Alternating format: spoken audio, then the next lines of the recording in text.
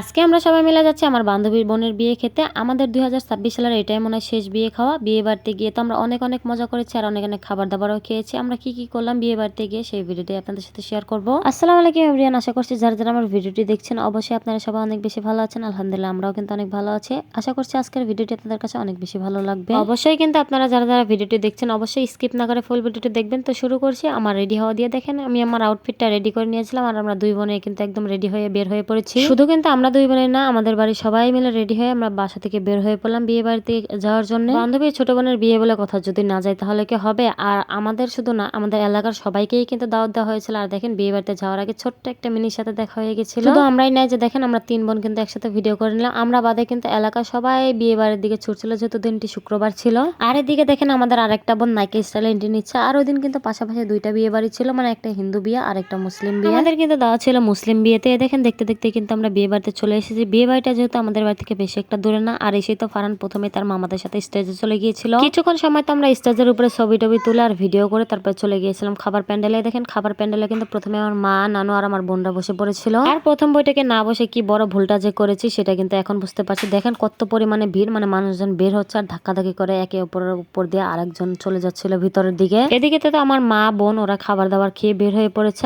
আর প্রথম বৈঠকের পরে এত পরিমাণে ভিড় হবে হুট করে, যে এত মানুষ চলে আসবে সেটা তো কখনো ভাবতেই পারিনি। প্রথম বৈঠক বসার আগে চলে এসেছিলাম, কিন্তু আমরা মা বোন ওদেরকে বসিয়ে দিয়েছিলাম। ভেবেছিলাম পরের বৈঠকে বসবো, কিন্তু এইভাবে করতে করতে 2-3 বৈঠক উঠে যায়, তারপর আমরা বসার জায়গা পাইনি। তারপর আস্তে আস্তে ভিড় কমে যাওয়ার পর লাস্ট বৈঠকে কিন্তু আমরা বসে পড়েছি ফাইনালি। যে দেখেন আমি, আমার খালা, আমার হাজব্যান্ড, হাফসা, আমরা সবাই মিলে কিন্তু একই টেবিলে বসে পড়েছিলাম। টেবিলে বসার সাথে সাথে তো আমাদের খাবার দাবার আস্তে আস্তে আসা শুরু করে দিয়েছিল। প্রথমে আসলো পোলাও আর চিকেন রোস্ট। আমি কিন্তু চিকেন রোস্ট আর হালকা সালাদ নিয়ে খাওয়া শুরু করে দিয়েছিলাম। দেখেন আমার হাজব্যান্ড, আমার খালা সবাই খাচ্ছিল এদিকে। বিয়ে বাড়ির রোস্ট আমার সবসময় অনেক বেশি ভালো লাগে। আমি মুরগির রোস্টটা অনেক বেশি পছন্দ করি। আর তারপরে কিন্তু চলে এসেছিল গরুর মাংস, নরম নরম গরুর মাংস দিয়ে আমি অনেক সুন্দর করে খাচ্ছিলাম। বিয়ে বাড়ির দাওয়াত করতে আমার মনে হয় আপনারা সবাই অনেক বেশি ভালোবাসেন, কারণ বিয়ের বাড়ির খাবার দাবার কিন্তু অনেক বেশি মজার। আমাদের লাস্ট পাতে দিয়ে দিয়েছিল দই আর পোলাও একসাথে মিক্স করে, কিন্তু আমার খেতে অনেক বেশি ভালো লাগে। খাওয়া দাওয়া শেষ করে কিন্তু আমরা চলে গেছিলাম নতুন কনেকে দেখার জন্য। আর এদিকে কিন্তু আমরা আমাদের বিয়ের গিফটটাও দিয়ে দিলাম, মানে আমরা ক্যাশ দিয়েছিলাম। আর তারপর তো কিছুক্ষণ ওয়েট করতেই শুনলাম বর চলে এসেছে। খাওয়া দাওয়া শেষ করে কিন্তু আমরা অনেকক্ষণ যাবত বর আসার অপেক্ষা করছিলাম, মানে বর একটু দেরি করে এসেছিল। আর তাড়াহুড়া করে যেতে গিয়ে দেখি তো অনেক মানুষ বরের গাড়ির আশেপাশে চলে এসেছে। আর আসার পর তো দেখি বরের গাড়ি ফুল দিয়ে অনেক বেশি সুন্দর করে সাজিয়ে নিয়ে এসেছে। আর এদিকে তো নানি শাশুড়ি